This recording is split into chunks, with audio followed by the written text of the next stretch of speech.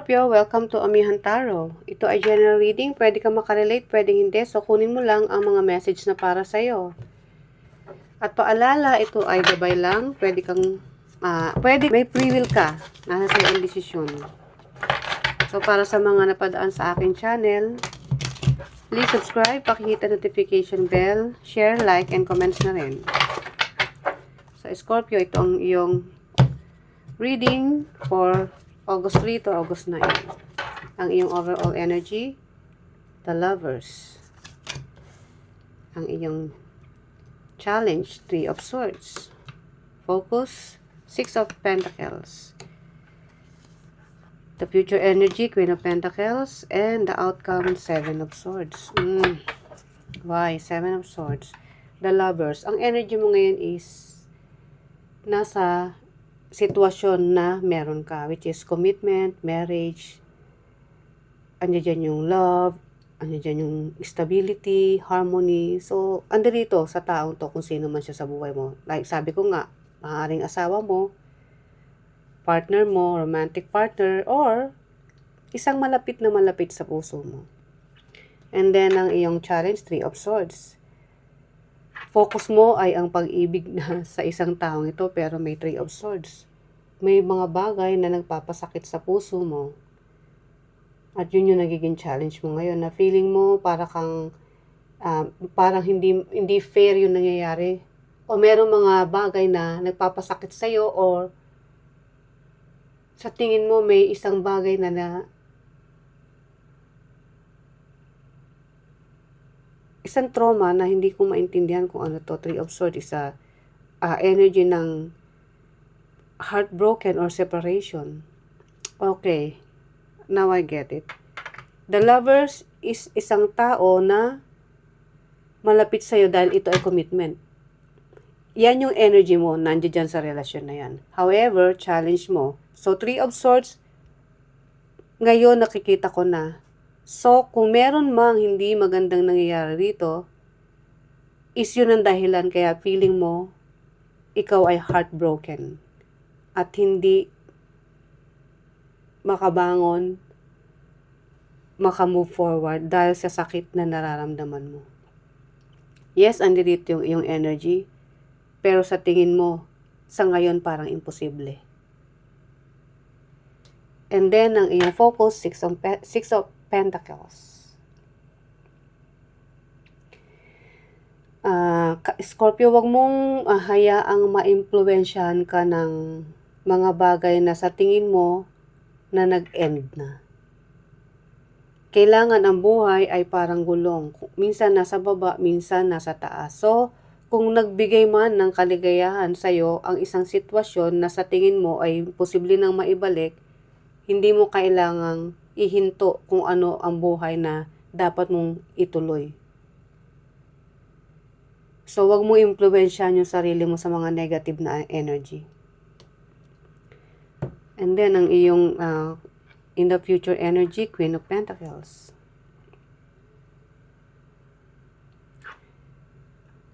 Kung sa mga material na bagay lang, Scorpio, meron ka eh. Kayang-kaya mo i-provide dyan sa sarili mo. Kaya mo ring mag-enjoy, i-nurture ang sarili mo. Kaya mo maglibang. That's it. Dahil meron kang pera, meron kang ari-arian. Yung happiness, kaya mong bilhin. Pero yung sarili mong happiness deep inside, which is yung iyong puso, hindi mo makuha o hindi mo maibalik. So, ang iyong outcome is 7 of Swords. Nandahil sa deception. Kaya nagkaroon dito ng separation na nag-end recently. Hindi ko nakikitang matagal to recently. Kasi hanggang ngayon, para ka pa rin nangangarap na itong taong to o na itong sitwasyon na to is nandirito sa harapan mo. Pero sa ngayon, nakikita ko wala. Dahil may separation. So, kung sa mga material na bagay, meron ka, hindi mo yan nakikita.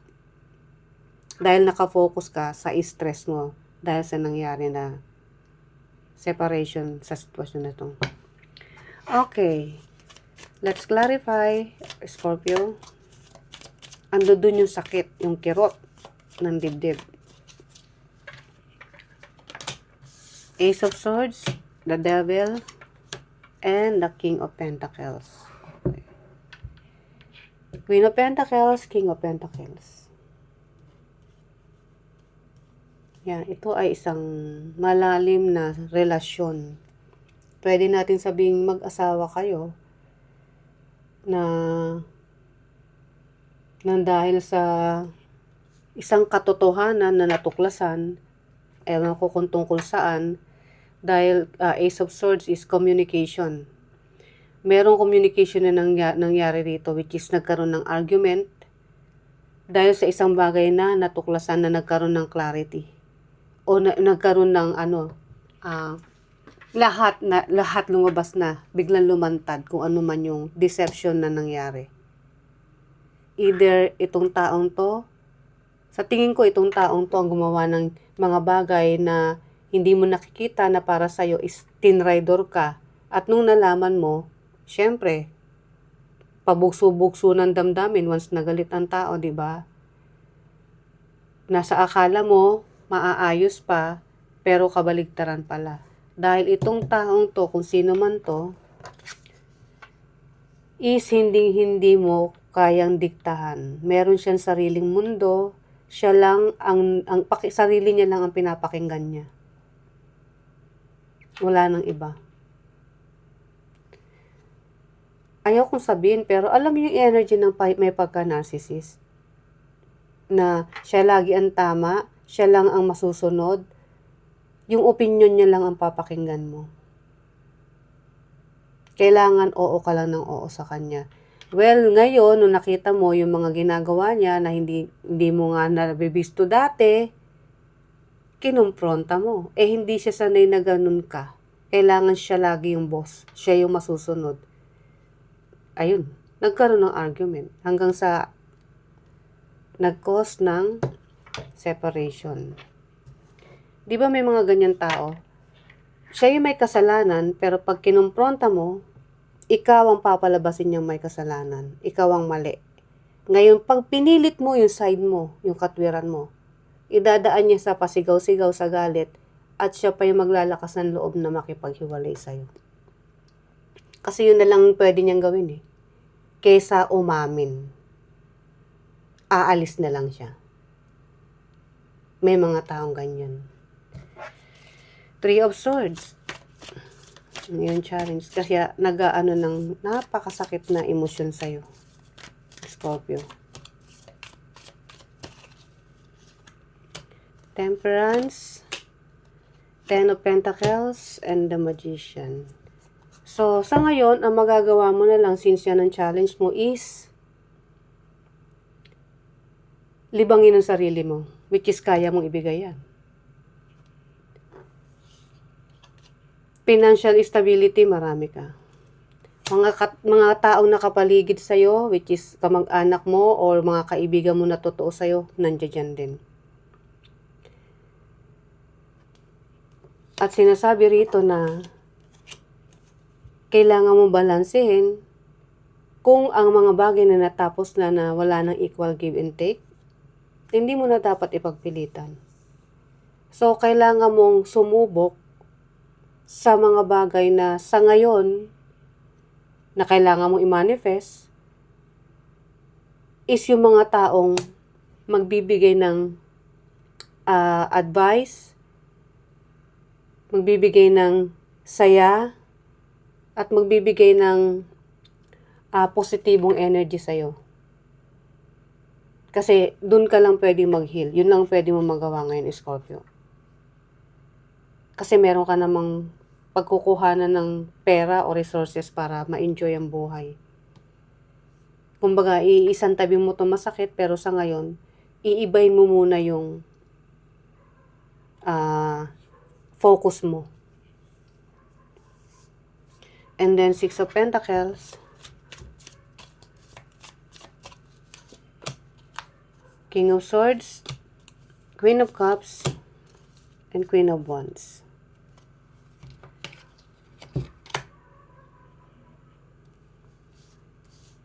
Di ba sinabi ko kanina, wag mo hayaang maimpluwensyahan ng mga bagay na sa tingin mo wala na ngayon. So, yung pagiging malikhain mo o pagiging matalino mo sa mga aspeto ng buhay, yun ang kakampi mo ngayon. I-focus mo sa mga taong sa tingin mo magpapasaya sa'yo, i-improve mo pa yung sarili mo, i-enjoy mo kung may mga options na sa tingin mo is kailangan mo this time, at maging open ka sa mga opportunities, anumang opportunities yung ibigay sa'yo ng Panginoon. Dahil sa ngayon yun ang kailangan mong panghawakan. Ang iyong mga stability na outside of this relationship na nag-end kailan lang. So since fresh pa yan, hindi ko sinabing mag-heal ka kaagad, pero yun nga lang, ang pwede mong gawin, i-focus mo sa ibang bagay. Yung sa tingin mo sa ngayon is magbibigay ng saya sa'yo.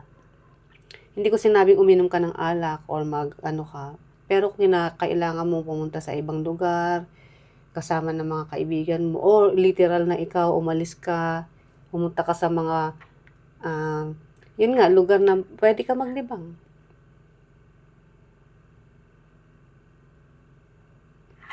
And then, ang Queen of Pentacles.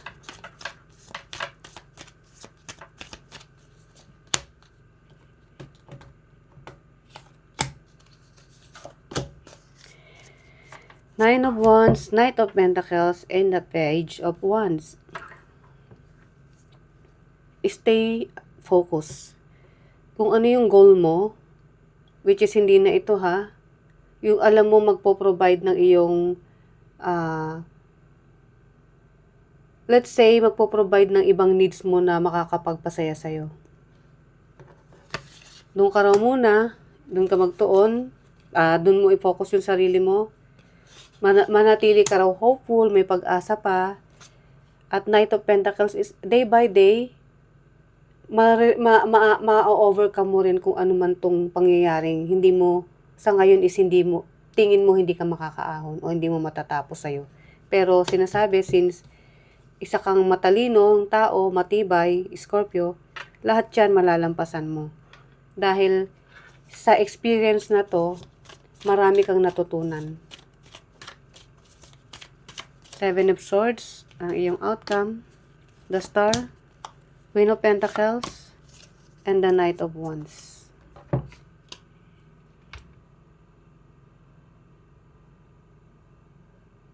Yeah. Ang advice sa'yo o ang outcome mo is, sa ngayon, nangangarap ka dito sa taong ito kung may pagkakataon pang maging kayo. Pero panahon na lang ang makakapagsabi nun, Scorpio. Hindi mo hawak.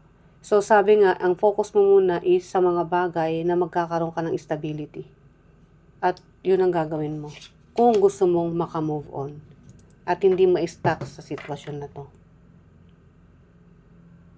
So yung healing, mangyayari yan once na ang energy mo is wala na rito. Nasa ibang bagay na. And then day by day, hindi mo namamalaya na kailangan mo nang tanggapin na unti-unti ka nang mag-heal. Okay, Scorpio, ito ang iyong last message. There's something behind your eyes. What are you hiding? Hindi naman talaga mawawala. Kahit anong pilit mong saya, i-focus mo sa mga taong magbibigay sa'yo ng inspiration, kaligayahan. Dahil yun ang kailangan mo ngayon. Kahit anong tawa o saya, hindi pa rin maitatago yan dahil kitang-kita pa rin ang lungkot na nararamdaman mo. Kahit anong tago ang gawin mo. So, Scorpio, ito ang iyong reading. Sana nagustuhan mo. See you ulit sa susunod pa nating reading. Bye!